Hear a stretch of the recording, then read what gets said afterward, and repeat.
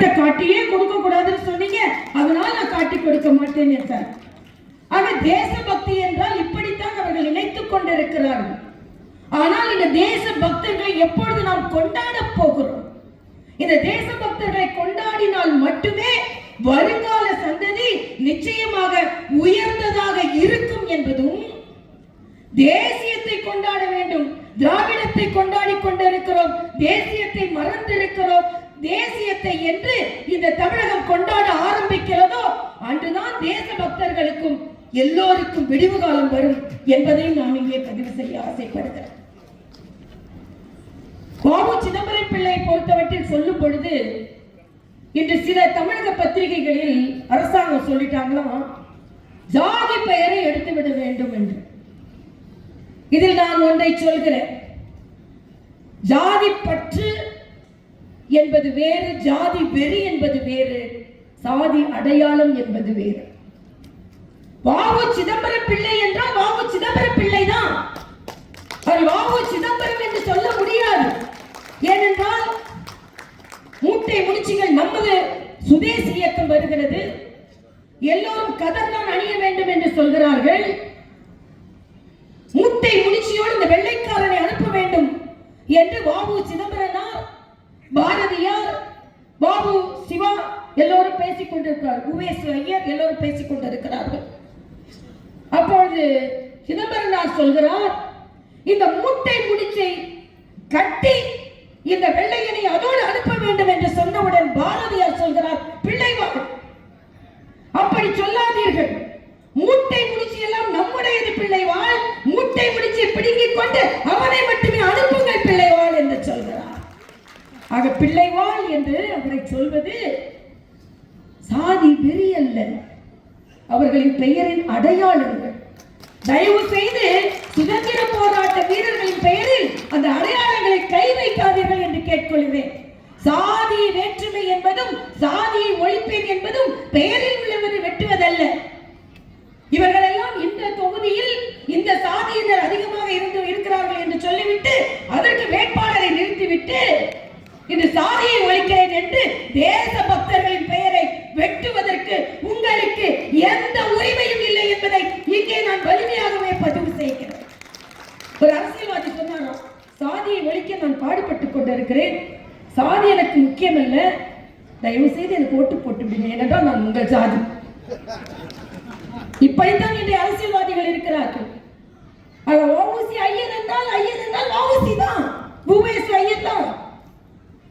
ஆக இப்படி எல்லாம் சிதம்பரம் பிள்ளை, ஏன் பாரதியாரை கூட ஐயர்வாள் என்று தான் அவர்கள் கூப்பிட்டுக் கொண்டிருந்தார்கள். ஆக பாரதி இங்கே பிள்ளை அவர்களை பற்றி சொன்னார்கள்.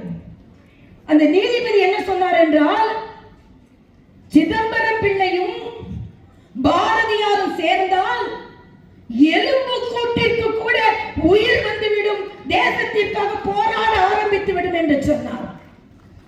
அந்த நீதிபதி என்ன சொன்னார் தெரியுமா? வாவு சிதம்பரம் மிகவும் அபாயகரமானவர், அந்த அபாயகரமானவர் கையில இன்னொரு கம்பு கிடைத்திருக்கிறது, பாரதியார். இவர்கள் எல்லாம் சேர்ந்தார்கள் என்றால், ராஜ்குமார் சொன்னார் பாருங்கள், எல்லோரும் சேர்ந்து மூச்சு விட்டால் இந்த வெள்ளையன் பறந்து போவான் என்று. பிரச்சனை என்ன என்றால், எல்லோரும் சேர்ந்து மூச்சு விட மாட்டார்கள் என்று அன்றைய காலத்திலும் தெரியும், இன்றைய காலத்திலும் தமிழகத்தில் உள்ள மற்றவர்களுக்கு தெரியும். ஆக ஒன்றே சேர்ந்து மூச்சு விட்டால் வெள்ளையனும் பறந்து போவான், கொள்ளையனும் பறந்து போவான். ஆனால் மூச்சு விட வேண்டும் அல்லவா, மூச்சு விட வேண்டும் அல்லவா? இனிமேலாவது அப்படி மூச்சு விடுவதற்கு நாம் பழகிக் கொள்வோம் என்பதும் இன்றைய காலகட்டத்தில் நிச்சயமாக சிதம்பரம் பிள்ளை அவர்களை நினைத்தால் மிகவும் என்னெல்லாம் ஒரு ரைட்டர், லாயர், பொருளாதார வல்லுநர், ஸ்ட்ராட்டஜிஸ்ட், தொழிலாளர்களுக்காக போராடிய தொழிலாளர்களின் தலைவர், இன்று தொழிற்சங்க தலைவர். ஏனென்றால் தொழிற்சங்கவாதிகளை இப்பொழுது எப்படி பயன்படுத்துகிறார்கள் என்றால், ஒரு கவிஞர் பாடுவார், இன்றைய தொழிற்சங்கவாதிகள் எல்லாம் எப்படி இருக்கிறார்கள் என்றால், உங்களை கடிக்க வந்த நாய்களாகிய எங்களுக்கு சில இரும்பு துண்டுகளை நாங்கள் விழாக்களில் இருந்து முறித்த எலும்பு துண்டுகளை வீசி எறிந்தோம், நீங்கள் அதை தூக்கிவிட்டு ஓடி போனீர்கள் என்று சொல்கிறார். தொழிலாளர்கள் விழா எலும்பிலிருந்தே விழாவை ஒடித்து அந்த எலும்பு துண்டை அவர்களுக்கே போட்டுவிட்டு அவர்களை தொழிலாளர்களுக்கான தலைவர்களாக என்று பேசிக் கொண்டிருக்கும், நாடகம் ஆடிக்கொண்டிருக்கும் தொழிற்சங்கம் வாதிகள் மத்தியில் அன்று உண்மையான தொழிற்சங்க தலைவராக ஒருவர் இருந்தார் என்றால் அது வ.உ. சிதம்பரம் பிள்ளை அவர்கள். ஆரம்ப காலத்திலேயே தொழிலாளர்களுக்காக போராடிய ஒரு மனிதர் அவர். ஆக எல்லாவற்றிலும் இப்படிப்பட்ட ஒரு பொக்கிஷத்தை, இப்படிப்பட்ட ஒருவரை கடைசியில் ஒரு மளிகை கடையில் வேலை வைக்க முடியும் என்றால் அது பாழாய் போன இந்த தமிழகத்தினால் மட்டும்தான் முடியும். தயவு செய்து இந்த தமிழகம் மறுபடியும் அத்தகைய தவறை செய்துவிடக் கூடாது. இங்கே ராஜ்குமார் அவர்கள் இந்த புத்தகத்தை படிக்கும் பொழுது எனக்கு மிகுந்த மகிழ்ச்சியாக இருந்தது. ஏனென்றால் நான் ஒரு புத்தக வெளியீட்டு விழாவிற்கு போயிருந்தேன்.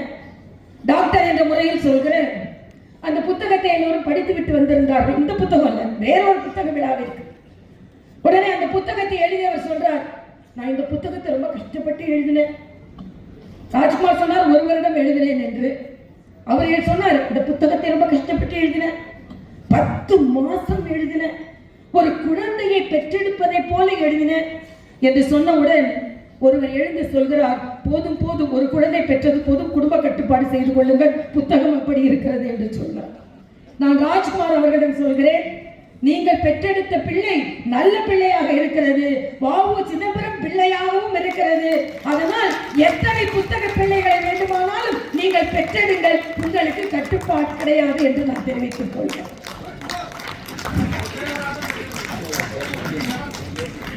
ஏன்னா மிக அதிகமான புத்தகங்களை எழுதியிருக்கிறார்.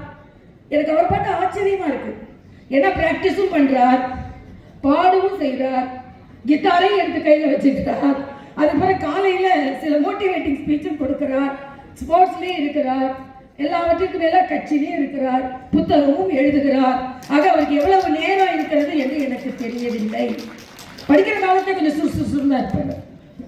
நான் பேசுவேன், அவர் இப்படிதான் இருப்பார், 2 பேரும் இப்படிதான் இருப்போம். அதனால் இன்று வ.உ. சிதம்பரம் பிள்ளை அவர்களை பற்றி இன்னும் நிறைய புத்தகங்கள் வர வேண்டும். அடிக்கடி ஒரு சம்பவம் சொல்றேன். நாம் பல பேரை நினைத்துக் கொண்டிருக்கிறோம், எல்லாம் நமது குழந்தைகள் எல்லாம் இன்னைக்கு அந்நிய கலாச்சாரத்தை நோக்கி ஓடிக்கொண்டிருக்கிறார்கள், மாடர்னைஸ் ஆகாம வெஸ்டர்னைஸ் ஆகிக் கொண்டே இருக்கிறார்கள். ஆனால் ஒரு வீட்டில் குழந்தை, ஒரு வேப்பமரம் இருக்கிறது முற்றத்தில், இந்த குழந்தை தவழ்ந்து தவழ்ந்து